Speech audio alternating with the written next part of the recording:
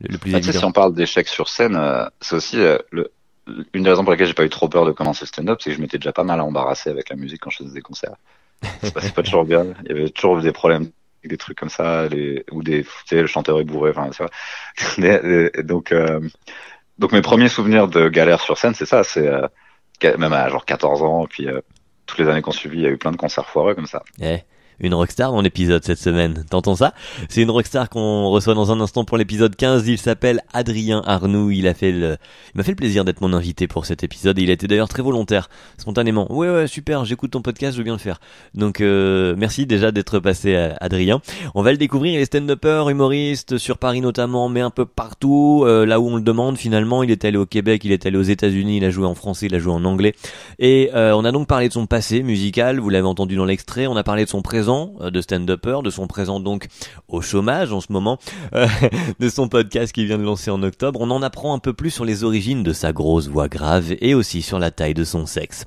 Ce qui d'ailleurs, ma foi, on va être honnête, était la raison première du podcast.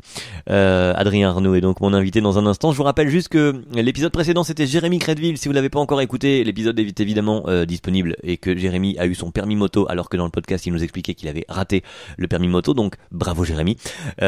Essaye encore, ça tombe bien, c'est l'objet du podcast.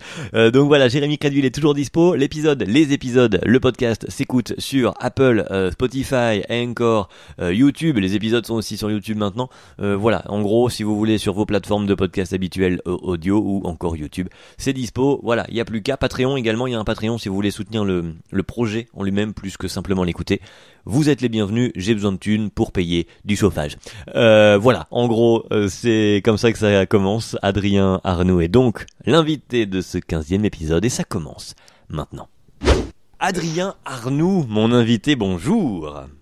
Salut, comment ça va? Alors en vrai, je dois te dire bonsoir parce que là on est la nuit, enfin la nuit, le soir. La nuit, ça va, il est 21h30. Ouais, c'est vrai que je parle à un mec qui vit la nuit donc. Adrien, L'après-midi. ouais, l'après-midi. On va en parler justement. Toi, tu vis la nuit, c'est enfin de l'après-midi jusque dans la nuit, c'est ça? Tu te couches très tard. Ouais. Peut-être que ça aurait été différent avec un autre job, mais j'ai toujours été un peu comme ça. Oui, parce que si j'ai compris, ça a démarré bien avant le stand-up, cette histoire de vie nocturne un peu. Ah oui, mais ça a démarré quand j'avais genre 8 ans, quoi. Ah oui. Mais c'est vrai que le stand-up fait que, bah, de toute façon, je vais travailler à 21h, 22h, je vais rentrer avec l'adrénaline du show. Je peux pas m'endormir avant 3h, 4h du matin, tu vois. Ouais, c'est clair. Alors, Impossible. il y a une ambiance du coup un peu cool. Moi, c'est le soir comme ça à 21h, j'ai pas encore fait de podcast à cette heure-là.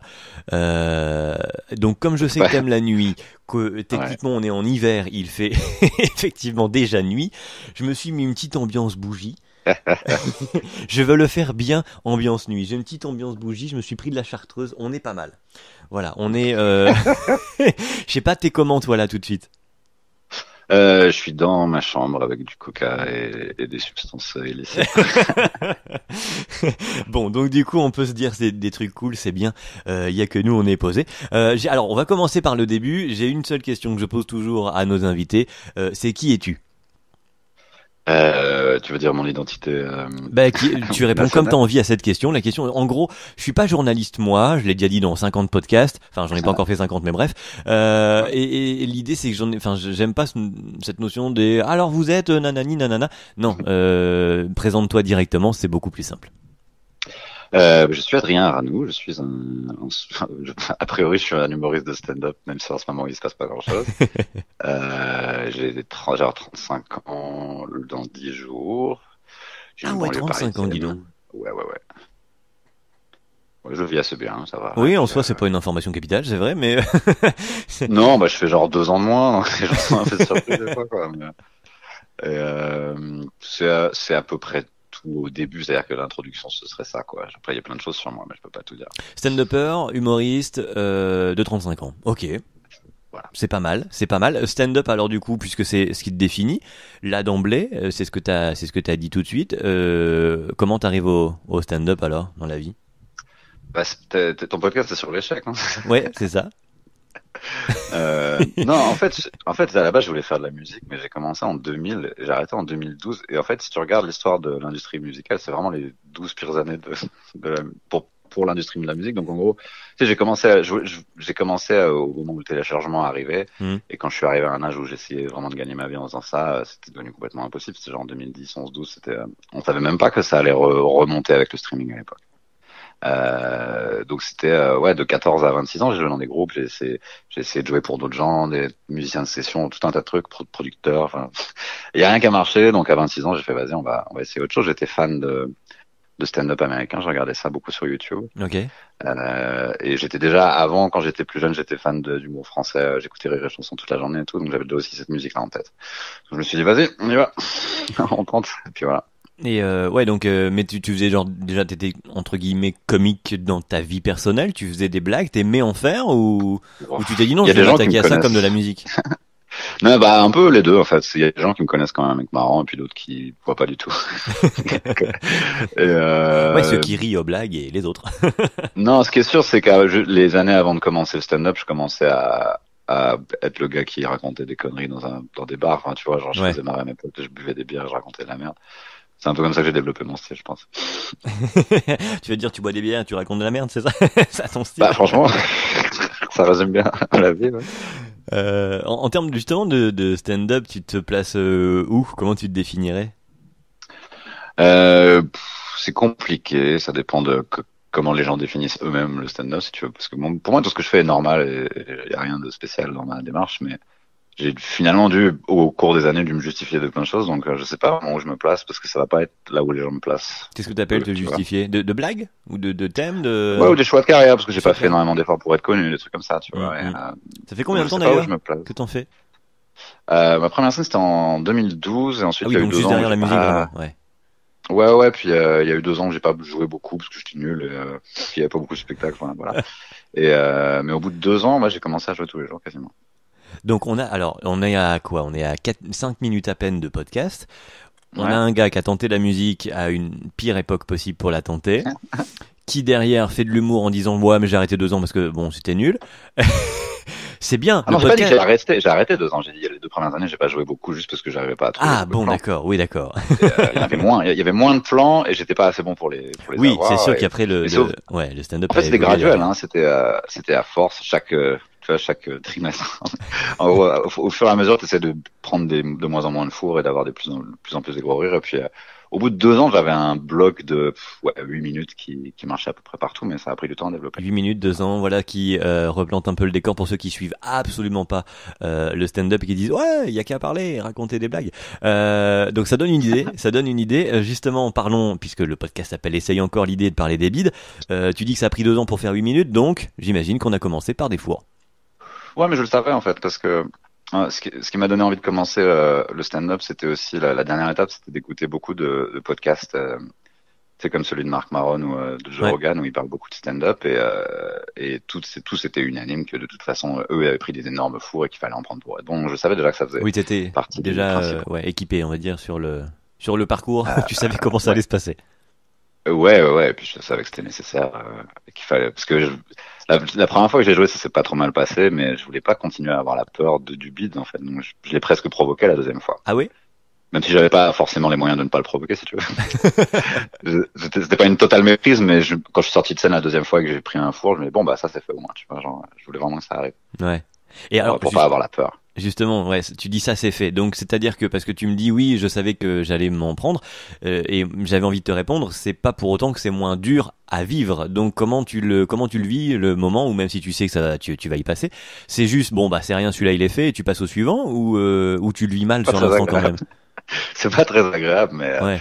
à partir du moment, enfin j'avais déjà décidé à ce moment-là que j'allais le faire de toute façon, donc c'était ça aurait jamais été une raison pour moi d'arrêter et j'étais prêt à encaisser le coup.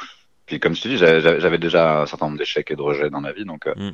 Euh, je voyais aussi que de toute façon, pour savoir quelle blague marchait, il fallait savoir quelle blague marchait pas. Donc, j'ai essayé le plus possible de détacher mon ego de ça très vite. Tu vois, de me dire, bon bah cette suite de mots là, avec cette énergie là, ne marche pas. Ce soir en tout cas. Enfin, tu vois. Ouais. Euh, Tu l'as mais pris plus c'est qu'un toujours peu très comme désagréable. une sorte de science entre guillemets. Je mets tel ou de la cuisine, je mets tel ingrédient, la recette marche ou marche pas et j'ajuste quoi. Ouais, et puis c'était assez excitant en fait par rapport à un peu comment je me faisais chier avant dans la vie.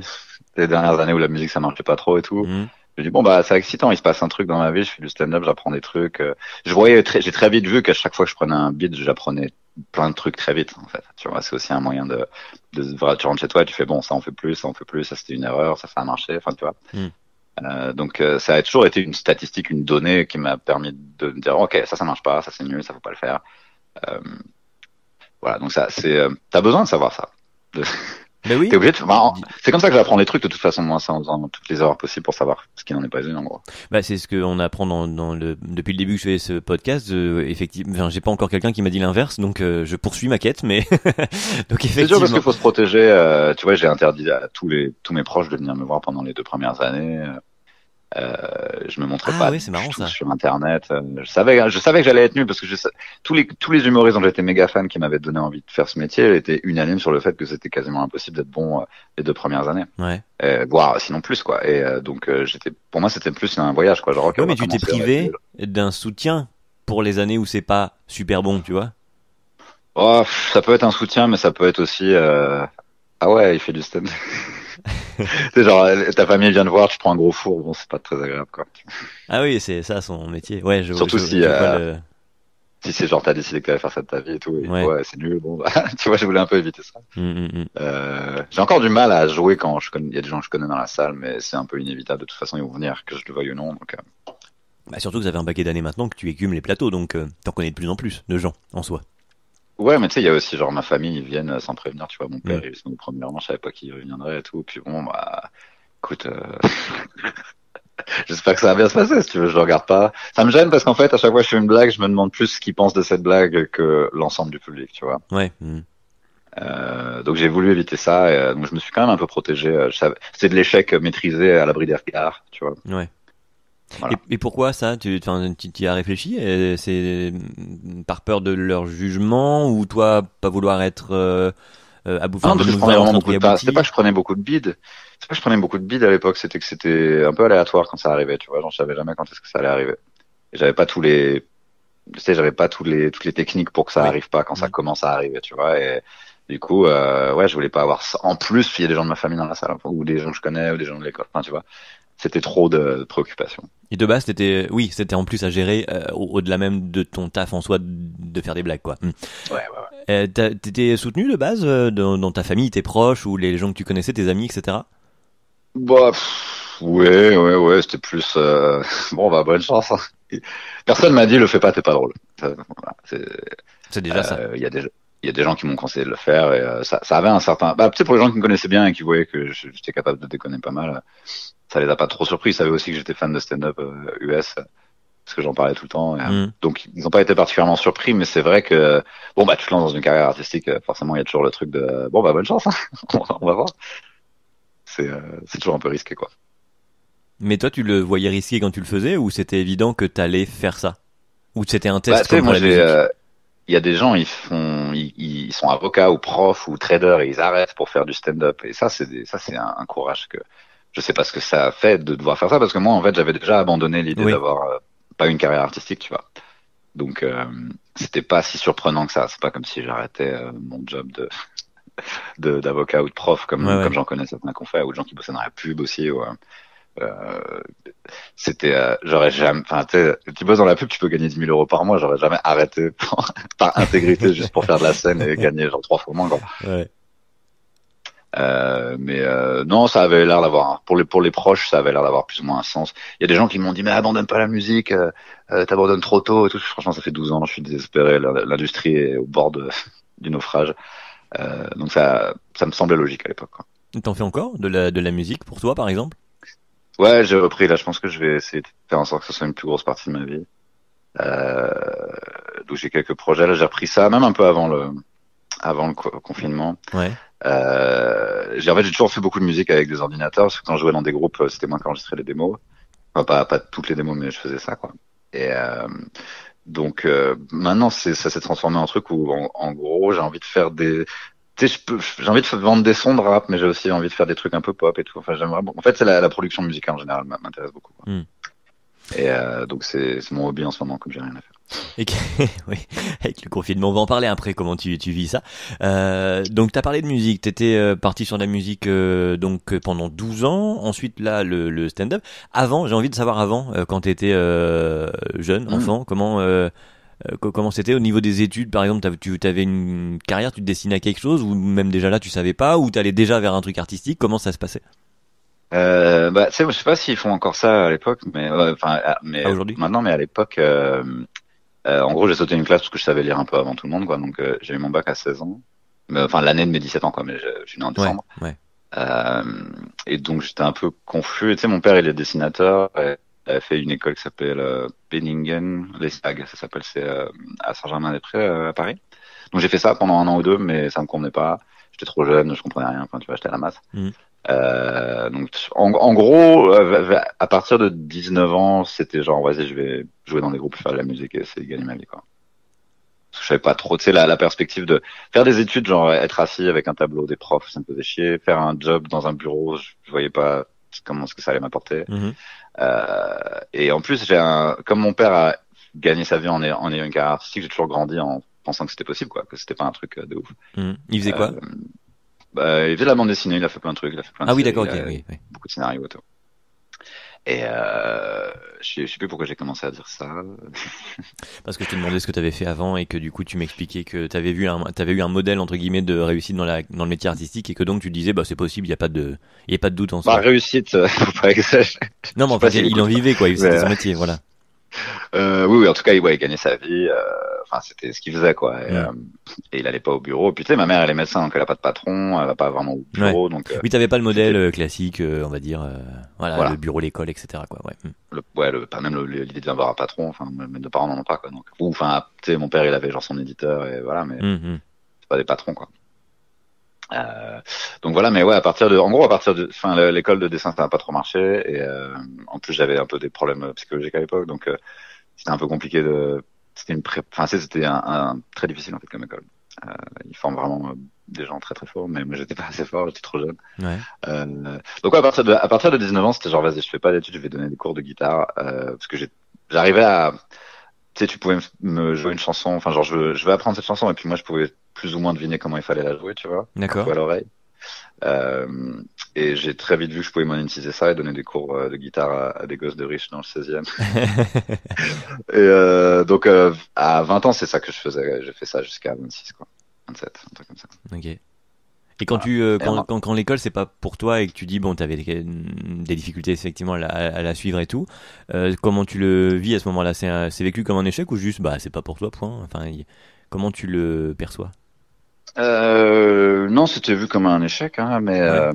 c'était la goutte d'eau qui m'a fait arrêter, c'était de me rendre compte qu'en gros, tu sais, moi, je suis un peu, tu sais, je suis pas très, enfin, moi, je suis plus un sorte de, tu sais, un artiste un peu hippie, tu vois, l'idée de Mhm. faire une école d'art, on a appris des trucs de ouf. La première année, c'était une prépa, c'était super difficile, on se faisait engueuler tout le temps, mais on apprenait plein de trucs techniques, j'ai fait des progrès de ouf.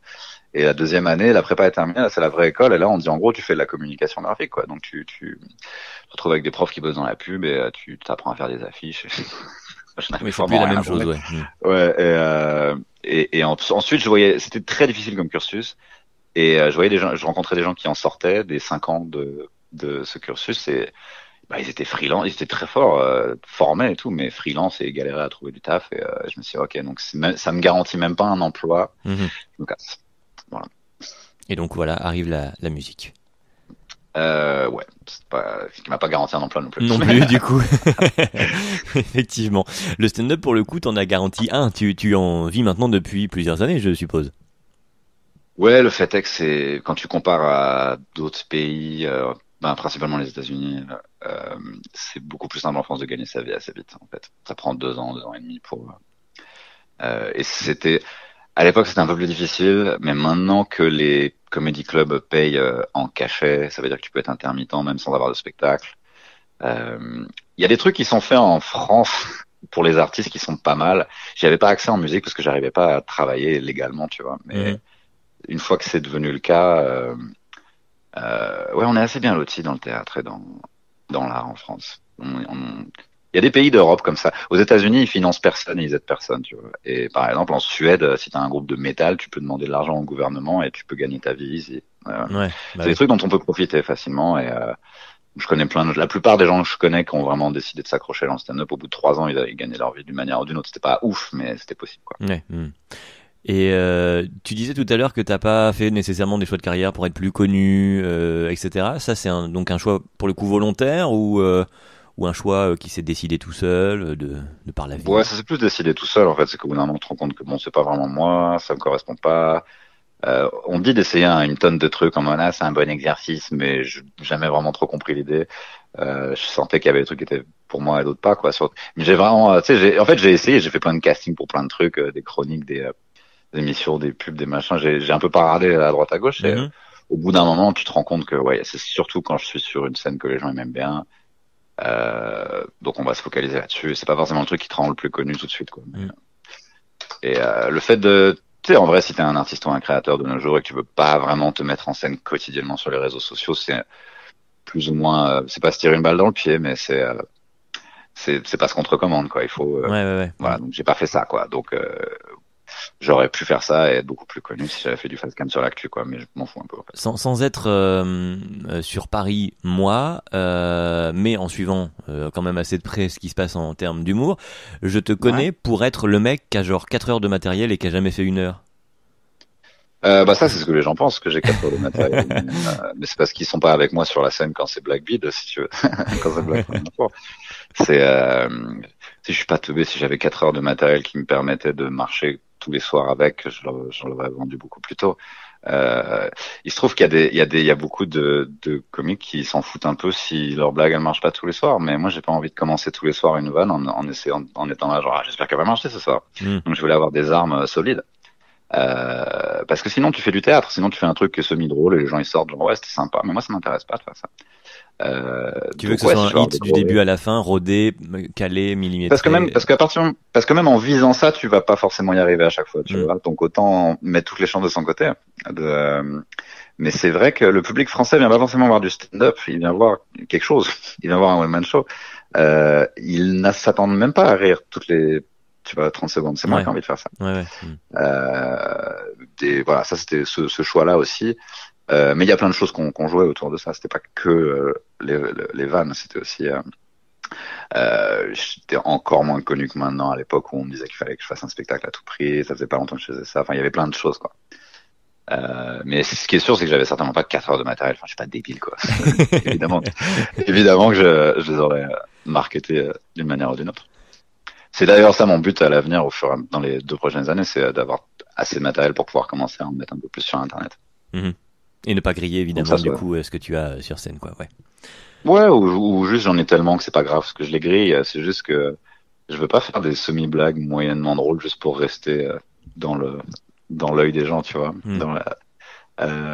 Mais au bout d'un moment, je vais avoir assez de matériel pour pouvoir en abandonner. Tu sais, à chaque fois que j'ai fait des montreux ou des trucs comme ça, c'était plus ou moins je me débarrasse Oui. de ces blagues. Mm, Je les fais mm, plus. mm, mm. Ça, je vais continuer à le faire au fur et à mesure. C'est quelque chose que j'aurais probablement commencé déjà à faire s'il n'y avait pas eu Le le Covid Covid. et tout, quoi. Ouais, Ouais. ouais, ouais.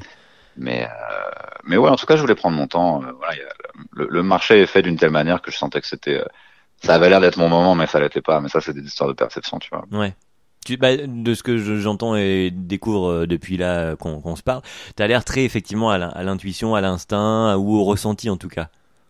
Bah oui, parce que sinon, si t'es pas comme ça, tu vas juste écouter ce que les gens te disent et ils disent jamais la même chose ou ils ont pas forcément raison ou ils font que projeter leurs insécurités sur toi.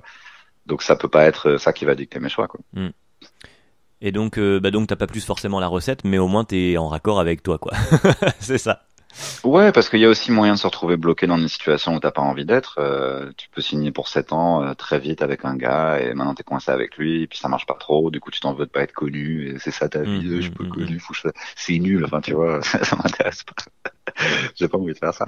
Il y a un moyen plus organique et plus simple de faire ça, je pense. Tout à l'heure, tu parlais donc du fait que tu as voulu jouer dans les 2 premières années sans que tes proches te voient. Là que tu voulais absolument que le spectacle soit vrai, propre, calé, tout ce qu'on veut, abouti avant de le montrer. Il y a Est-ce que vraiment. tu serais pas un peu perfectionniste? Non, je vais pas faire ça, je vais pas dire ça. Mais on sent, ouais, un certain côté en effet perfectionniste et à la fois, je sais pas, peut-être que t'as une Non, mais peur. Est-ce l'imposteur, que c'est, c'est, pardon, est-ce que j'ai c'est tout ça? entendu. Est-ce que ça? Alors, je sais que t'aimes pas le mot introverti, mais est-ce qu'il y aurait un peu de ça, de la timidité? Ah Est-ce non, que ça, il y a ça c'est clair. Mais ça, c'est plus l'introversion fait que j'ai pas un drive total d'être connu et d'être, de montrer ma gueule tout le temps. C'est plus ça, quoi. ouais, Après, au niveau de la qualité, non, tu sais, c'est juste, il y a des gens, ils prennent des fours et ils sortent sur scène, ils sortent de scène et ils disent que ouais, c'était cool. C'est vraiment ça qui se passe, c'est que moi, je vais avoir des gros rires, et je vais les avoir souvent et du coup, si j'y arrive pas, ça sert à rien de vendre un truc, d'autant que je suis pas connu pour autre chose. Enfin, tu vois, qu'on oui. m'attend nulle part. Enfin, c'était, j'ai pas de following, donc il y avait tout un tas de trucs. J'avais aussi tu sais, mentalement, c'était pas forcément toujours bien et j'avais assez peu de soutien. Donc, c'était tout un truc qui a fait que, ouais, de l'extérieur, on avait l'impression que c'était le bon moment pour faire ça, mais non, ça l'était pas. Hmm. Qu'est-ce qui te fait justement tenir et y retourner quand ça bide ou quand toi t'as une baisse de régime? Est-ce que c'est déjà arrivé d'ailleurs que tu te dises, oh, c'est bon, j'arrête ou pas? Ouais, oui, oui, oui. Ouais, mais je pense que je suis pas le seul, hein. Et je Non, pense que c'est ouais, je inhérent crois que c'est inhérent, ouais, effectivement, ouais, ouais, ce type de quoi que tu métier, ouais. fasses à un Ouais. moment. Il y a des jours où tu fais, vas-y, je me cache, je les emmerde tous, mais non. Et puis ce qui me ferait arrêter, ce serait pas genre, j'en ai marre de faire du stand-up. C'était plus, c'est l'industrie du spectacle. C'est des industries qui sont compliquées. Il y a beaucoup d'argent, il y a beaucoup de leviers de pouvoir, il y a beaucoup de choses que tu vois qui peuvent te tuer un peu tu vois, ton feu sacré. Ouais. Ça peut arriver, ouais, mais je suis pas le seul, hein. Ouais, loin de là. Et du coup, qu'est-ce qui te fait alors y retourner quand tu vois des choses qui te... Bah, déjà, c'est mon job, donc il me faut un salaire. Ouais, Euh, c'est une bonne raison déjà. c'est déjà booké. Non, puis c'est ça que je fais. Le jour où je décide que je fais plus ça, si tu veux. Mais je fais rien en dilettante. Donc à partir du moment où, ouais, j'ai pris tu sais, le meilleur moyen comment dire, de se remettre d'un bide, c'est de rejouer tu vois, de bien marcher la fois d'après ou deux fois Mm, après, tu vois. mm. Euh, donc quand tu sors de scène et que ça a pas marché, en plus maintenant j'ai l'avantage de pouvoir me dire bon bah demain je vais jouer, je vais essayer de faire en sorte que ça ne se reproduise pas, quoi. Du coup, ça fait quelques années maintenant que tu es dans le... Bah, t'es tout le temps sur Paris, non? Tu bouges, hein, toi? Tu circules un peu en dehors du stand-up? Oui, je suis localisé à Paris, puis après je vais là où on m'invite, Où quoi. ouais, où on te demande. Puis des fois je m'invite moi-même. Ouais. Je me rappelle, t'as voyagé aussi, t'as fait du stand-up, mais pour le coup ailleurs qu'en France. En fait, j'ai surtout fait Montréal, parce qu'en fait c'est les deux marchés Ouais, francophones francophone. dans le monde, c'est Montréal et Paris. Et je sais que il y a 3 ans, j'avais passé 2 mois là-bas, un automne, tout un automne. Mais au-delà de ça, ouais, je suis parti en tournée. Il y avait plein de plans que tu peux faire en sortant de Paris. Et de cette expérience-là, de ce tour d'horizon entre guillemets, t'en retires quel bilan? Tu te dis alors sur le stand-up et sur toi dans le stand-up entre guillemets. C'est compliqué. Des fois, je me demande si j'aime, parce que j'aime bien voyager, mais je suis souvent un peu déprimé quand je voyage. C'est juste, je suis content de l'avoir fait après, tu vois. Ouais. Donc, et surtout, je venais de passer une décennie, toute ma vingtaine, j'ai pas pu voyager parce que j'avais pas trop de thunes et que j'avais, enfin, tu vois. Donc ouais, je suis quand même content d'avoir vu le monde et tout. Et c'est vrai qu'il y a quand même une certaine solitude parfois en tournée où je me dis, je sais pas si c'est ça la vie que je veux pour toujours, tu vois. Mhm. Au-delà de ça, ouais, ce que ça m'a appris sur le stand-up, c'est que il faut faire ça, il faut voyager partout, il faut aller partout et confronter ton matériel. Tu vois, c'était intéressant à Montréal. J'y vais dès que je peux, tu vois, et je change 2, 3 mois mes blagues. Il y en a qui marchent pas, il y en a qui marchent mieux. Et c'est intéressant de voir ça. Et tu joues en anglais aussi? Ouais. Et en fait, c'est aussi pour ça que je voulais pas me lancer dans le marché du one man show officiel tout de suite, c'est parce qu'il y a vraiment beaucoup de choses à faire avant, quoi, tu vois. Et donc j'ai pu effectivement beaucoup voyager, jouer en anglais, ce qui m'a permis de voyager encore plus. Tu sais, aller à Montréal, un peu aux États-Unis, tourner beaucoup en France, dans des plans pas forcément toujours officiels, mais tu sais, tu découvres un peu, Mhm. tu vois ce qui se passe. Et c'était quelque chose qui m'excitait beaucoup plus que de faire un spectacle toutes les semaines dans la même ville, alors que t'es pas connu. Enfin, c'est vraiment une galère de faire ça, hein, quand tu croises les gens qui font ça. Faire 1 heure à Paris quand t'es pas connu, c'est galère. Pour remplir ta salle, pour qu'on parle de toi et tout. Ouais, c'est une pression qu'on s'ajoute Euh, quoi finalement de devoir justement remplir la ouais, salle. Et il y a d'autres aspects de ce métier qui sont très intéressants. Surtout si je peux jouer en anglais, ça m'ouvre des portes du monde entier, parce qu'après tu peux jouer partout si tu joues en anglais. Et c'est comme ça que le stand-up m'intéresse, tu vois. Donc le fait de m'enfermer dans une salle, parce que c'est comme ça que tout le monde fait, et que ça vient plus du théâtre, ça. Mais moi, ça me parle pas. Moi, je viens de la musique, où on part en tournée, on voyage, on est des pirates, tu vois. Ouais. Et, donc ouais, c'était important pour moi de faire tout ça. Et t'es plus drôle en anglais ou en français? Bah, j'ai beaucoup moins de blagues en anglais parce que j'ai pas trop le temps de les développer. Il y a moins de temps de scène. Et tu joues beaucoup devant des touristes ou c'est plus dur de développer une personnalité et un vrai ton et des vraies bonnes balles en anglais quand t'es plus ou moins coincé en français à Paris la plupart du temps. Ouais. Il faudrait vivre dans un lieu anglophone pour Ouais, mais t'immerger après, peut-être.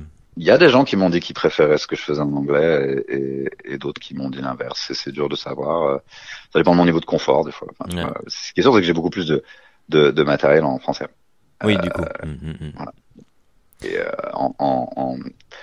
d'un point de vue, tu vois, au niveau de l'humour français, je me dis bon bah ça va, je tiens un peu la route et j'ai un peu de matos, et ça va être de mieux en mieux. Autant là où je me situe dans l'humour anglophone, c'est que je suis un débutant et j'ai même pas 10 minutes qui pourraient marcher dans un vrai comedy club. On sent que on avait Jérémy Crédville, je crois que c'est juste avant toi dans le podcast. Ouais. Il était très cool, très chill. Là aussi, bon bah, il a pas trop d'ambition dans le sens où bah il est parfaitement bien là où il est. Puis bah youpi si ça continue. J'ai l'impression de sentir ça chez toi aussi. Tu te fous toi pas mal de pression, ça on l'a compris, mais il y en a pas finalement tant que ça non plus. Je sais pas, bah je me mets pas tant de pression que ça en fait, hein. C'est plus les gens sur le côté perfection, tu vois, sur le côté je veux faire bien les choses. Ce serait pas comme ça si je faisais, tu sais, si tu fais un film où tu fais de la musique, c'est assez subjectif, mais quand tu fais de l'humour, il y a vraiment des trucs qui marchent à chaque fois, donc t'as tout un type de gens, quoi. Et c'est un rire, et si tu l'as pas, bah pour moi c'est pas du stand-up, parce que t'as pas eu de rire. Donc c'est vraiment ça que je vise en fait, c'est de pouvoir tenir 1 heure et c'est drôle, et de pas commencer à faire la leçon ou à dire des trucs tristes. Ça m'intéresse pas du tout de faire ça. Donc comment il s'appelle déjà, Daniel Sloss par exemple, t'aimes pas? J'ai du mal à m'intéresser à des humoristes qui sont plus jeunes que moi. Ah. Non, si, ça m'intéresse. C'est des gens, de toute façon, c'est quelqu'un qui est meilleur que moi en anglais. Enfin, tu vois, c'est à partir du moment où je fais ce qu'il fait, j'ai pas du tout ce niveau, quoi. Mais c'est vrai que ouais, je trouve que c'est aussi un peu comme c'est ça qui marche en ce moment, on le fait, quoi. Mais et puis c'est plus facile à produire. Donc tu peux faire le Fringe Festival tous les ans parce que c'est du one man show et c'est pas très drôle, mais il y a un message. Et moi, en fait, je viens pas de ça, donc ça me parle pas, et ça m'intéresse pas vraiment, tu vois. Je peux regarder ça par curiosité. D'accord. Et au-delà de ça, ouais, le fait que le mec ait 28, 29 ans, tu sais, même un humoriste de mon, en fait, moi mes héros, ils ont genre entre 40 et 50 ans, quoi, tu vas voir plus. Et c'est qui alors justement? Bon, c'est toute une génération. Je peux te faire une liste, ça te durerait. On peut faire 2 podcasts si tu veux. C'est interminable. C'est comme, c'est quoi ta musique préférée? J'en sais rien. J'écoute tellement de trucs.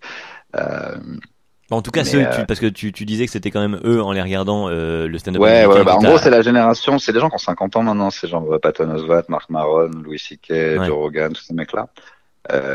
Et ça compte vraiment. Je pourrais ne pas m'arrêter, ça ferait une 40aine de personnes, quoi. Cette génération-là et celle d'après, c'est intéressant, tu vois. Il y a des mecs genre John Mulaney, je suis assez fan, des mecs comme ça. Mais c'est vrai que globalement, j'aime bien écouter quelqu'un qui est un peu plus âgé que moi, avec un peu plus de sagesse et de savoir, parce que c'est aussi ça qui m'avait attiré à l'époque. J'avais 25 ans, j'ai commencé à écouter des mecs quand on avait 40 et ça m'a un peu conforté sur ce qu'allait être la vie d'adulte et comment comment on peut gérer ça quand on a quand on a un cerveau qui fonctionne comme ça. C'est-à-dire que ça fait des années qu'on me dit, t'es trop cérébral, tu penses trop. Et il se trouve qu'il y a un métier où c'est que ces gens-là. Donc je vais commencer à les écouter, ils sont plus vieux que moi. Ouais. T'as fait ta propre école du stand-up, quoi. Ouais, bah oui, mais ça c'était vraiment conscient de me dire je vais au lieu d'aller à l'école pour ça, ce qu'on peut faire par exemple à Montréal. Oui. J'ai fait un peu ça mais moi-même, c'est-à-dire que j'ai vraiment étudié ça beaucoup. Et là je fais pareil quand j'ai appris la production musicale et je regardais énormément de tutoriels et de vidéos et trucs comme ça, quoi.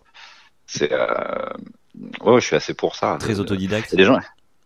Ouais, et puis il y a des gens qui disent moi je veux pas regarder ce qui se fait parce que je veux pas être influencé, mais c'est pas comme ça que ça marche en fait. T'es censé être influencé et ensuite en créer ton truc à ta propre sauce après, mais penser que les blagues vont venir de toi à toi, Enfin, tu vois, genre, Ouais. c'est bien de s'intéresser, de se cultiver un peu sur comment ça marche, quoi.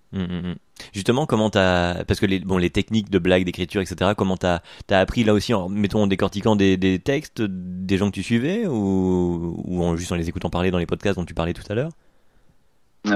C'était long pour écrire. Je crois que j'ai écrit pendant 2 mois avant de me dire, ok, j'ai pas 12 autres blagues que je peux aller tester en open mic. Je savais pas du tout comment ça allait sonner. Euh, je crois que j'ai commencé j'allais dans des bars et je venais de découvrir genre Chris Rock, Louis C.K. et tous ces mecs-là Mhm. et j'essayais en live sans réfléchir tu sais, de faire des trucs de Chris Rock ou de Louis C.K. Ouais, à mes ouais, potes ouais. qui connaissaient pas et de voir si ça pouvait marcher en français. Et je pense que j'ai développé cette manière de traduire qui fait que maintenant, parfois les blagues peuvent me venir en anglais parce que c'est ça que je regarde beaucoup et je les traduis je les traduis Sur en l'instant, français, quoi.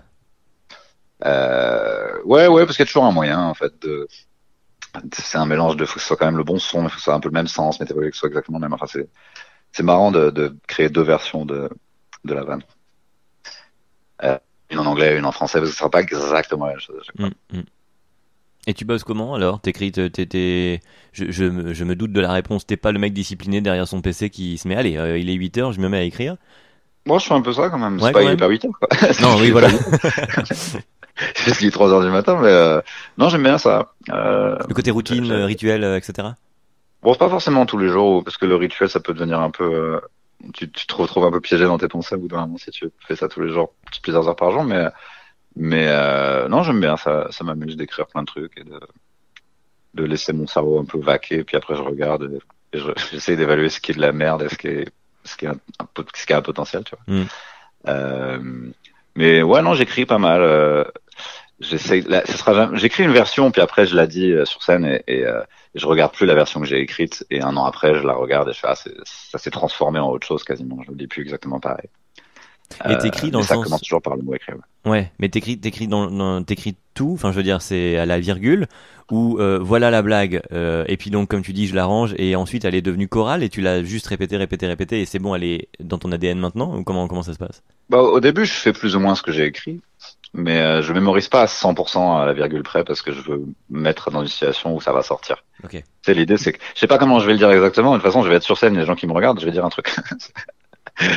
Et j'aime bien aussi parfois, genre, on va dire, ok, la punchline, elle est écrite, mais je vais pas la répéter dans ma cuisine Mm. tu vois, elle est mémorisée, elle va sortir de manière parce que c'est un truc que je dirais à un pote dans un bar. Mm.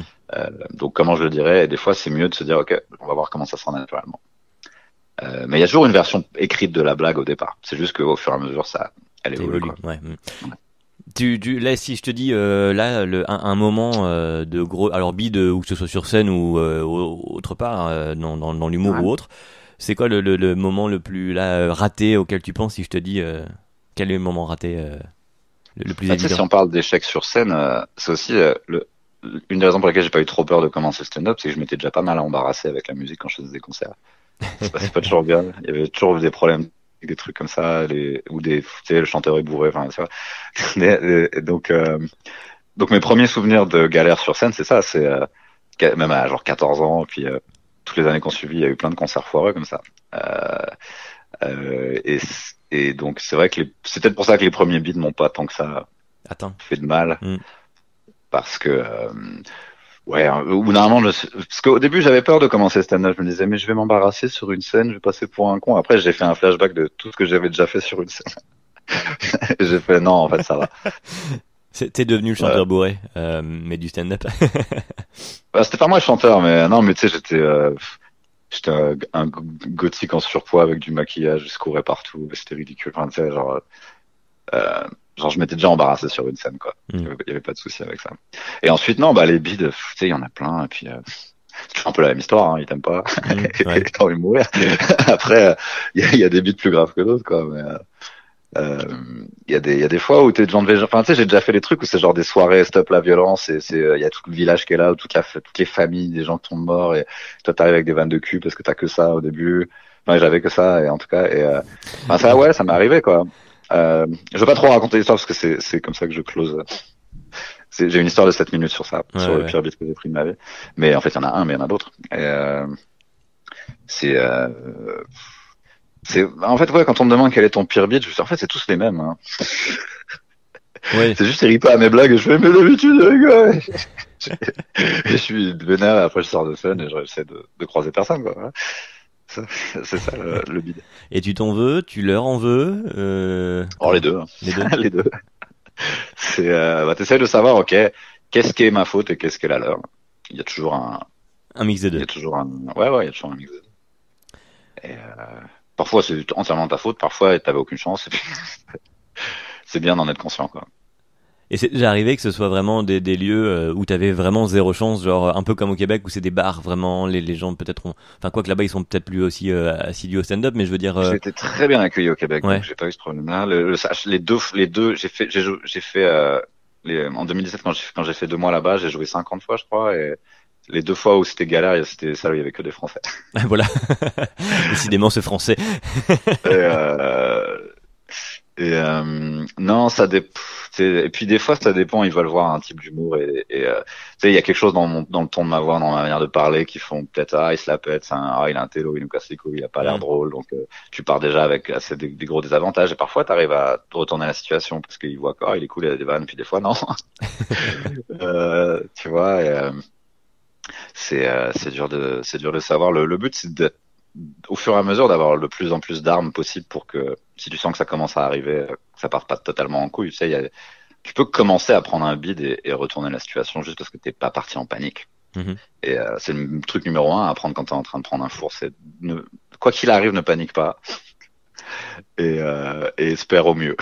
Parce que sinon, au début, la tendance, c'est tu fais tes 3 premières vannes et ça marche pas et t'abandonnes et tu dis, je suis une merde, c'est de la merde et ils me détestent alors il vaut mieux être optimiste et à chaque nouvelle vanne faire non, celle-là. Ça va passer. Ouais. Et puis au pire après tu déroules ton texte et puis la soirée est faite et puis voilà, au revoir, à peu près à la prochaine. C'est qu'à force, tu sais, ça t'arrive, t'es habitué et quand ça commence à arriver maintenant, je me fais bon on connaît, hein. Tu sais, ça, Ouais. on a déjà été dans cette situation, qu'est-ce qu'on peut faire il y a parfois tu sais ça te déprime alors tu t'es même pas stressé, tu sais juste c'est relou. Puis, ça c'est c'est un truc à vivre, hein. Limite se lâcher C'est dur à prise. décrire. Je sais pas, Ouais. t'as jamais fait de scène, toi, non? Alors j'en suis qu'au début, mais forcément Ouais. un début T'as qui a été commencé? compliqué par le Covid. Ouais. T'as commencé quand? Alors techniquement ça remonte à il y a bien 2 ans, mais Ouais. au total 3. Tu vois, D'accord. voilà, parce que je suis monté une fois, j'ai fait oula, non, non, c'est pas prêt, c'est pas comme je le pensais dans ma tête, Ouais. et donc là il y a eu une tranche de facile 2 ans avant que je remonte. Hmm. Donc là, ouais, t'as pas. Donc là j'ai pas tant que ça Donc t'as vécu de ça, donc tu sais ce que c'est le truc oui, à hein, vide. le bid en soi, et encore, est-ce qu'on peut considérer du coup que le premier était un bid parce que c'était l'ensemble qui était pas bon. Ouais. Je pense pas, honnêtement, je pense pas avoir pris déjà le gros bid. Ah Pour ouais, c'est l'instant. vrai. T'as pas eu encore de truc où Je à suis chaque pas fois que tu parles, y a vacciné, rien. je suis pas encore. Voilà, exactement. Pour l'instant, tu vois, je suis ce bébé là. Donc, T'entendais pas de la serveuse et tout. Il faut que tu le vives, hein. ah oui, non, C'est mais un il va moment à arriver, vivre. j'en doute pas. Il y a des fois où c'est que toi qui prends ça pendant de la soirée, puis des fois c'est genre tous les humoristes prennent ça parce que c'est une soirée horrible et là ça crée des liens un peu Ouais, de connivence de derrière. vétérans de guerre, tu vois. Ouais, C'est pas mal. les bides. Et ouais, ben non, mais si, j'en doute pas que le vrai gros bid arrivera. Il y a déjà eu des moments très malaisants, mais ouais, non, je pense pas le gros bid. Je n'aurais pas la prétention d'être déjà à ce gros bid. Je pense qu'il y en a d'autres qui m'attendent. Il y a rien où quand tu y penses, tu fais ouf, c'était chaud. Non, non, Non, il y a pas pas eu encore. assez, il y a pas eu assez de scènes pour ça. Non, Ah c'était ouais, juste, il y a juste eu du moyen, tu vois. force-toi à prendre des gros fours. Ah, Ouais, ouais. Mais après, cela dit, par contre, je fais de la radio là pour le coup depuis 11 ans, ouais. dont il y a eu du live pas mal, maintenant un peu moins. Mais donc là, il y a eu déjà là des bides en radio, oui. Qui Ça ressemble à n'est- quoi un bide de radio? Ah bah c'est quand tu gères à la fois la technique et l'animation et que la technique plante. et que tu dois meubler et que tu commences évidemment à raconter des trucs, mais tu ne sais pas où tu vas, mais pendant que tu parles aux gens, tu es en train en même temps de faire totalement autre chose de tes mains et avec ton cerveau. Et puis au bout d'un moment, tu vois pas comment tu vas finir, quoi. Ouais, bah, tu sais, j'ai eu un peu la même chose quand je jouais dans des groupes. Des fois, ma basse, elle se débranchait, je savais pas pourquoi. Et j'avais pas de son, mais je faisais semblant de jouer quand même. Bah oui, Parce que sinon, t'es juste un gars qui cherche son câble. c'est Et, ça. et du coup, je préférais éviter ça. Et, ouais, il y a un côté un peu show must go on. Et, tu sais, c'est dans ces moments-là que tu sais un peu qui tu es. Ouais. Et ça rejoint, pour le coup, le côté, bon, bah, ne panique pas, ça ne sert à rien, voilà, la Ouais, situation est celle-ci, qu'est-ce que tu peux faire? Et puis voilà, c'est tout. Et puis au final, après, bon, est-ce que c'est si grave? On fait jamais que de la scène ou de la radio, finalement. bah, ça a été pas mal pour moi, ceci dit, parce que je suis un mec assez anxieux, en fait, de base. Et, je crois que ça a un peu tué ça, hein. Je crois que je suis plus comme ça maintenant, je suis plus trop anxieux. Oui, Enfin, c'est vrai, oui, ça apprend ça, c'est vrai. physiquement, en tout cas, je suis plus, parce qu'avant, c'était vraiment physique, je peux plus respirer et tout, quoi. Hmm. Pas forcément crise d'angoisse à ce niveau-là, mais, et maintenant, ouais, j'ai des anxiétés dans ma tête, mais elles sont pas manifestées forcément physiquement. Ouais. Euh, et, non, bah, de toute façon, toi, donc, tu te lances aussi dans le stand-up, c'est ça, Ouais, bah, ouais, ouais. ma chérie et moi-même, mais chacun de son côté, nous lançons quasi en même temps, donc c'est assez Ah, rigolo c'est comme cool. aventure, voilà. Elle, pour Ça fait une belle l'instant, émission a fait bien plus de scènes que moi. Et T'es donc ouais. localisé où, là? Pardon? T'es localisé On est où? dans le Nord, Où nous. ça? Dans le Nord, donc tu Ouais, joues donc on a joué à à Lille Lille, et ouais. et beaucoup en Belgique au niveau du What the Fun, pas mal. T'as fait le Kings of Comedy à Bruxelles? Alors non, non, moi j'y suis pas encore allé. Ma Non. chérie elle y a joué, elle a fait 3-4 plateaux là-bas, je crois. Ouais. Et non, moi j'ai fait le Ah, ça peut spotlight à partir en Lille. couille, cette histoire. Non, non, non, non, je pense pas. Au pire, je serais dans la salle, j'applaudirais. Ouais, c'est ça. Non, non, c'est cool, c'est vraiment Non, chouette. c'est cool, en tout cas. Ouais, c'est une belle aventure. Et bah, enfin, quand on pourra la reprendre. Du coup, justement, comment tu gères toi en ce moment? Bon, écoute, tu sais, en vrai, j'étais la tête dans le guidon tous les soirs pendant, enfin, on va dire 2013 à 2020, tu vois, genre quasiment tous les soirs et sans aucune pause. C'est vraiment tout ce que j'ai fait de ma vie, hein. Donc, honnêtement, j'ai pas trop mal pris la première pause. Après la Ouais. deuxième, au bout d'un moment, bon, bah, on commence à se faire chier. Mais en vrai, tu sais, je me fais surtout chier parce que je peux pas aller, tu sais, genre boire des cafés, voir des potes. C'est plus l'aspect social C'est qui plus me ça, manque. ouais. Après, le stand-up, bah, ce qui m'a rassuré, surtout depuis que j'ai constaté qu'après le premier confinement, j'ai rejoué et qu'il n'y a pas eu de problème et que j'étais presque meilleur avant le Covid, quoi. Où j'étais peut-être un peu en pilote automatique, c'est l'hiver, des Ouais. fois, je suis un peu... J'ai tellement pas envie de sortir. Non, mais tu sais, Euh, ouais, la nature se ralentit, nous aussi. non, enfin, en gros, j'ai vu que c'était pas un problème, quoi. Hmm. Euh, et, euh, et que bon, bah ça reprend quand ça reprend, hein, tu sais.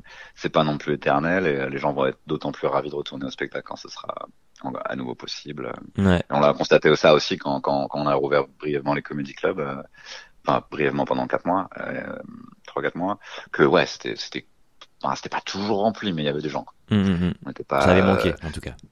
donc c'est plus ouais, et puis tu sais, moi c'est simple parce que j'avais pas d'engagement, j'avais pas de tournée de prévu avec des tourneurs et des contrats. Ça c'est un merdier pas possible. Moi j'avais pas ça. Hmm. Donc ça m'a surtout baisé pour mon podcast parce que j'ai vraiment envie de le faire comme j'ai commencé à le faire, Oui, tu vois. bah oui, tu lances aussi, bah justement, expliquons. Alors, laisse-moi finir. Qu'est-ce que c'est? Ouais. Bon, c'est très proche de ce qu'on peut imaginer un podcast. C'est-à-dire qu'on m'a conseillé d'avoir un thème ou d'avoir un angle, mais j'ai même pas ça dans le stand-up, enfin dans mon stand-up si tu veux. Donc c'est vraiment un podcast comme j'en consomme moi-même Mhm. régulièrement où tu parles. Je commence avec des potes humoristes parce que c'est plus ou moins ça mon réseau. Tu sais, il y a des humoristes qui connaissent des rappeurs ou des chanteurs ou des acteurs. Moi, c'est surtout des comiques que je connais. Ouais. Et donc du coup, je commence avec ça. Mais ouais, au fur et à mesure, je suis très ouvert à, tu vois, ne pas parler qu'à des humoristes, à parler à des musiciens, des trucs comme ça. Enfin, mais en tout cas, ouais, ça faisait longtemps que je voulais le faire, mais tu sais, j'avais pas l'impression d'avoir vécu assez de trucs ou de connaître assez de monde. Et puis au bout d'un moment, je me suis dit bon. Faudrait que je le Bah, fasse avant que ce soit plus la mode, les podcasts. c'est pas vraiment une histoire de mode en vrai parce que tu sais même si tout le monde avait un podcast, bah c'est ouais, tout le monde a son Ça patte. truc ou si tu le vois Ouais. quelque part. Non mais c'est juste que si tu vois quelqu'un sur une vidéo ou tu l'entends quelque part, enfin c'est ok, je viens de découvrir ce gars, j'aime bien, il a un podcast, bah je vais l'écouter. Enfin tu sais c'est un hub quoi, c'est comme Ouais. un radar. Ouais. enfin, comme un aimant à gens à qui ça peut parler ce que tu dis. Et n'importe qui peut faire ça. Et il peut y avoir 1 million de podcasts, on s'en fout, tu vois, c'est pas grave. Mhm. Euh, non, effectivement, ouais. Et puis bon, bah pour le moment, on parle pas mal de stand-up, mais on me dit ouais, faut pas que ça parle trop de stand-up, c'est chiant et tout, mais je vois pas vraiment où est le problème. Tu sais, j'écoute des podcasts où c'est genre des rappeurs US qui discutent entre eux. Bah, je suis bien content qu'ils parlent de hip-hop, quoi. Ouais, voilà, c'est ça. Après, bah, On parle de ce qu'on connaît aussi. oui, voilà, c'est ça. Et puis les gens qui écouteront seront les gens intéressés par ce que tu auras fait. Et puis point barre. Après, c'est parce que une fois de plus, il faut, oui, un thème, faut. Bah, c'est pareil. Au départ, j'avais commencé avec des humoristes, puis finalement, enfin, le pitch de départ du podcast, c'était ça, parce que j'aimais Ouais. l'humour et que je trouvais que le lien avec le fait d'essayer encore était à propos, puisque c'est vraiment ça, vraiment tous les soirs dès qu'on est sur scène. Et mais au final, je me suis dit, bah oui, mais tout le monde connaît ce sentiment d'échec, donc parlons à tout le monde. Et puis voilà. Et puis donc oui, il y a pas mal d'humoristes, mais il y a plein de monde dans le podcast. C'est un peu la même démarche, ouais. Donc Non, mais t'as raison. je comprends. Et donc ouais, j'ai commencé ça en octobre. De toute façon, je vais reprendre. C'est-à-dire que là, c'est juste une pause parce que c'est galère. Et j'en ai enregistré un avec Seb Melia, mais j'attends d'en avoir 1 ou 2 en plus pour reprendre parce que j'ai vraiment envie que ça toutes les semaines. Mhm. Et ouais, dès que c'est possible, je reprends. Et puis ça, je compte pas arrêter. J'arrêterai le stand-up avant d'arrêter le podcast. Ah ouais. Genre, non, bah disons que c'est presque au bout d'un moment, ça peut devenir indépendant les deux, quoi. Oui. Si je compte, si à un moment, peut-être qu'à un moment je peux trouver un moyen de, tu sais, gagner ma vie en faisant que de la musique et faire que ça. Et donc, tu sais, et ça m'empêchera, je vais pas arrêter mon podcast à ce moment-là. Donc c'est plus un truc où je fais, vas-y, maintenant je vais commencer à parler Oui, c'est je vais une commencer à autre parler branche, sur quoi. Internet, quoi. Ouais, une autre activité. Ouais, c'est ouais, ça. et puis c'est une manière de me montrer un peu. Et puis voilà, quoi. Et alors du coup, tu retires quoi, l'expérience de la personne qui vient, ou c'est une discussion de potes? Bon, l'idée c'est que le focus ça soit sur la personne. J'essaie de pas trop parler de moi. Et, limite de pas trop, tu sais, c'est même pas une émission de débat, c'est-à-dire que s'ils disent un truc où je suis pas d'accord, on peut discuter, mais je vais pas, tu sais, Ouais, c'est pas l'objectif. ouais, je vais pas essayer de les contredire à tout prix. C'est plus, ouais, c'est une conversation où j'essaie de rendre ça un peu dynamique et intéressant. Il y a un peu de montage parce que je vois pas pourquoi je garderais un truc où quand moi je l'écoute, je me fais chier, quoi. Tu vois. Et, Moi, c'est l'inverse. Je veux pas de montage. Enfin, c'était l'essence même de, comme je suis à la radio formaté, j'ai dit, ah non, ouais, un podcast, c'est l'inverse. Je fais totalement l'inverse. tu On sais, pose le micro et on parle. je pourrais avoir des principes, mais ça peut être soit moi, soit l'invité qui à un moment dit un truc où je fais oula, et je fais, bah, je vais pas le garder en mode Oui, intégrité, après, oui, tu vois. on peut évidemment retirer, par exemple, si on veut pas dire la fois où tu t'es retrouvé en string rose sur enfin, on pourrait le retirer. Mais Mais non, en fait, moi c'est aussi que des fois c'est genre pas très intéressant ce qu'on se dit ou il y a quelques trucs que j'ai coupés parce que tu sais quand on parle d'actu et de politique très vite j'écoute la discussion et ça fait tellement café du commerce que en fait ça m'intéresse pas. J'ai pas envie de balancer ça sur internet. Au-delà du fait qu'on puisse avoir des problèmes ou pas, c'est ouais l'actu. ouais, Darmanin, machin, enfin, c'est genre... oui, pas, et puis que ça finisse pas sur la météo, il fait froid en ce moment, quoi. Ouais, voilà, ouais. Ouais, ou même les opinions, tu vois, ou même parler des sujets d'actualité. Enfin, c'est pas que ça m'intéresse pas, hein, c'est que très vite je me rends compte dans ces conversations qu'on dit pas les trucs très brillants, tu vois. Donc je me dis autant les virer parce qu'on a des moments cool et des histoires intéressantes, donc je préfère garder le focus là-dessus. Puis j'ai moi-même un temps d'attention assez court, donc c'est vrai que je fais un peu la même chose. Enfin, je vois pas pourquoi je garderais un moment chiant, quoi, dans un de mes podcasts. Oui, au même titre que tu es, on va dire, efficace dans ton stand-up, tu veux retrouver. Moi, je veux que les gens ils s'amusent quand quand ils sont exposés à un truc que j'ai fait, quoi, tu vois. Et dans la vie en général, hors stand-up, il y a bon, enfin oui, il y avait la musique, du coup on en a parlé, mais je veux dire, il y a des ratés, des moments auxquels tu repenses dans cet esprit-là. Dans la vie générale, Ouais. en tout, tu veux dire? Ouais. Bah, ma vie sentimentale est un échec total, j'ai pas envie d'entrer dans les détails. C'est un aspect de ma life qui est assez catastrophique. Mais au-delà de ça, non, les échecs, bah, tu sais, je fais pas de sport, donc j'ai pas ce truc-là. Ah oui, tiens, c'est marrant. Succès, T'es en compète est-ce que pour le coup, tu te sens en compétition avec, par exemple, les autres humoristes de ton réseau, comme tu disais, de ton milieu, ou est-ce que c'est totalement l'inverse au même en titre fait, que il y a les deux podcasts? types de compétitions, si Ouais. tu veux. On te met dans deux compétitions, il y en a une qui est saine et l'autre qui l'est pas, si tu veux. C'est que la compétition saine, les musiciens font ça. John Lennon était en compétition avec les Rolling Stones et les rappeurs font ça, genre Nas a sorti ça et le mien il est moins bien. Enfin bref, Ouais. ça c'est bien parce que tu regardes l'autre, tu fais ah putain c'est bien, je veux faire mieux. Ça, c'est une compétition saine parce que ça avance Le le processus de deux. média, Ouais. ouais, et ça fait évoluer le média presque, et tu crées des nouveaux trucs en faisant ça. Mm. Et après, t'as l'autre compétition qui est plus, ouais, être connu, tout ça. Ouais, ça, on a compris que c'était Et, pas ton objectif nécessairement. non, mais c'est aussi que ça rend tout le monde totalement con, quoi. Je veux dire, c'est vraiment des mauvaises valeurs, quoi. Ça, et ça, faut faire attention. Il faut pas trop se laisser prendre par ça, quoi. Il y aura toujours un mec plus connu que toi, plus, tu sais, il y aura toujours un mec plus riche si t'es Donald Trump et regarde Bill Gates, genre putain, il est plus riche que moi. Enfin, tu vois, Ouais, ouais, tu ouais. peux toujours être jaloux de quelqu'un. Mm, Donc, mm, mm, mm. il vaut mieux pas tomber là-dedans, quoi. Bah dis donc, beaucoup de sagesse, Autant. hein. Bah non, mais c'est juste que les choses, elles arrivent pour une raison. C'est quelqu'un devient très connu parce qu'il a fait une chronique et que moi, j'ai jamais fait de chronique. Je vais pas être jaloux de ce mec-là. Il fait quelque chose que je fais pas. Tu vois, donc ce serait pas logique.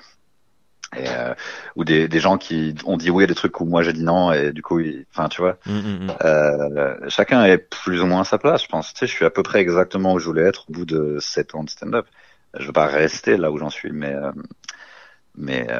ouais, non, il y a aucune raison d'en vouloir à des gens qui ont fait des trucs que toi t'as pas fait, quoi. Et tu te vois où si t'es là à ta place mais que tu veux encore évoluer? Tu te vois où, je sais pas moi, dans 5, 7, 10 ans? Bah, tu sais, le but, c'est que, terme, il y a un risque quand t'arrives à, tu sais, j'ai 35, donc il y a un risque quand t'arrives à 45, 50 de te sentir has-been, dépassé, fatigué par la vie. Mon but, c'est de pas en être là, quoi, de pouvoir, si je continue le stand-up, euh, et que ça devient vraiment ça ma vie, de pas être un mec aigri qui va, ah, les jeunes et tout. Parce que, tu vois, dans la culture anglo-saxonne du stand-up, si t'es un stand-upper de 50 ans et que ça fait longtemps que t'es là, bah, les gens, ils sont contents de te voir, c'est cool, on a un vétéran qui est là, on Mm. peut lui poser des questions, on peut lui demander des conseils et tout. Euh, pour moi, c'est cool d'être ce gars-là si tu continues le stand-up. J'ai croisé des Américains comme ça euh, qui euh, qui m'ont donné des conseils ou même des mecs comme Sugar Sammy qui fait ça depuis 25 ans. Ah oui. Euh, c'est mon but c'est surtout ça en fait. C'est pas, enfin, tu sais, la fame ça va, ça vient. Et puis les gens aiment pas forcément. Enfin, tu sais, on est content. Enfin, tu sais, tu te fais insulter, les gens sont contents quand tu te casses la gueule. Enfin, Mm, mm, mm. c'est pas c'est pas très intéressant, c'est plus ça peut être une conséquence d'un travail bien fait si tu veux. Tu sais, il y a des gens qui me reconnaissent dans la rue, j'ai pas fait grand chose d'autre que me laisser filmer par Montreux et la vidéo a bien marché si tu veux. Et je suis content qu'on me reconnaisse et qu'on me dise dans la rue, ah, j'aime bien ce que tu fais, c'est cool, mais j'ai pas fait ça pour ça, quoi. Ouais. J'ai pas visé ça plus que ok, bah je vais montrer des vannes que j'aime bien sur internet et puis si les gens aiment bien je suis content, quoi. Mais ouais, viser tu sais, la fame à tout prix, en plus, c'est tellement dur à maintenir. Plus tu montes, plus tu risques de retomber has-been vite. Enfin, tu vois, il vaut mieux faire ça organiquement, lentement, tu vois. Donc, mon but, c'est ça, en fait, c'est de toujours évoluer, mais pas d'avoir un pic de popularité où tu fais, ah, ça ne peut que retomber. Il y a aussi ce risque-là, quoi. Bah ça me semble bien parti alors pour sur ce lent chemin mais sûr, puisque c'est ce qu'on se dit depuis maintenant quasi 1 heure. T'as pris le temps de démarrer et t'y es effectivement maintenant bien installé et quasi là où tu voulais être. Donc ma foi, ça me semble être une bonne école, l'école Enfin, Adrien ouais. Arnoux. J'ai une question pour conclure parce qu'on va arriver à l'heure quand Ça même. rend pas riche, hein, je préfère prévenir. Non. Bon, on fait pas un podcast sur comment être riche non plus. C'est vrai. Une question quand même parce que j'en avais d'autres. Attends, je reprends dans l'ordre. J'avais donc la question qui es-tu comme d'habitude, mais j'en avais noté une spécialement pour toi. Tu vas voir, elle est d'une incroyable perspicacité et intéressante surtout. Combien de paquets de clopes pour avoir ta voix?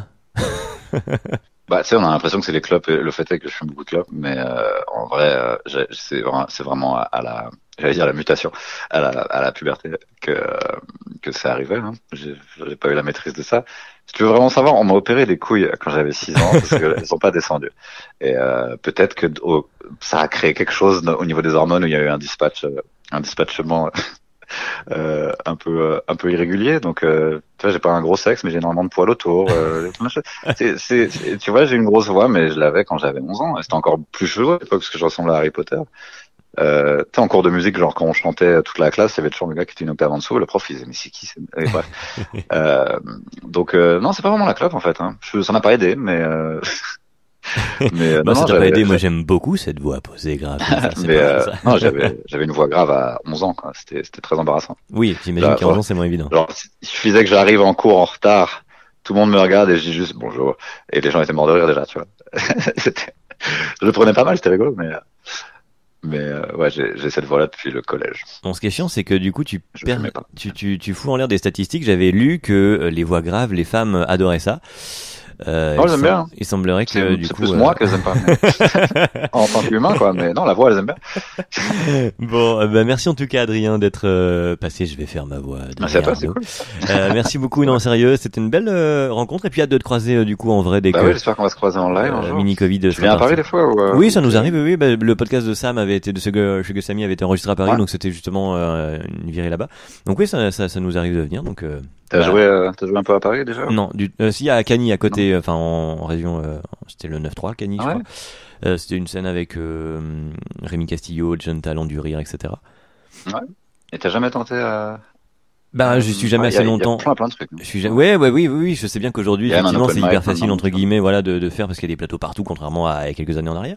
Donc ouais, si, ça doit être relativement accessible. Mais le problème est tu sais, en tant que provincial et tenu par le travail à la radio quotidiennement, c'est pas évident tu bosses à la radio, c'est à Lille, physique, physiquement tous les jours, l'émission quotidienne, donc D'accord. faut que je sois là, quoi. Bah oui, tu peux pas te barrer. Je me dis, pour certaines, on peut en enregistrer une et voilà, j'ai une journée d'avance et ça fait un long Tu sais, week-end. en vrai, Mais sinon, voilà.